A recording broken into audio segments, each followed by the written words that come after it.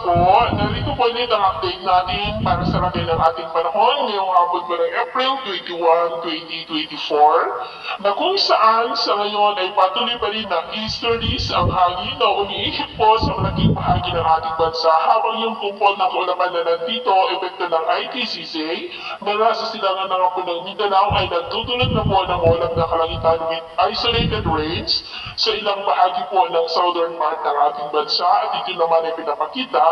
ng forecast model natin pong ginagamit hanggang po sa susunod na 2 linggo. At sa lagay ng ating panahon, ngayong hapon ay walang ang kalangitan with isolated rains sa ilang bahagi ng Samar provinces, Leyte, Bohol, Cebu, southern part ng Negros, ilang bahagi ng Panay Island, Caraga, Northern Mindanao, Zamboanga Peninsula, Davao Region at ilang bahagi po ng Sorsogon. At mamayang gabi ay posible pa rin ang mga isolated rains sa ilang bahagi ng Visayas at Mindanao kaya mag-ingat po tayo sa posibleng banta pa rin ng mga pagbaha at pagguho ng lupa. Sa atin naman po mga baybayin, wala naman po tayong nakataas na anumang gale warning signals. Malaya po na mamalaw ng ating mga kababayan, lalo na po mga mangingisda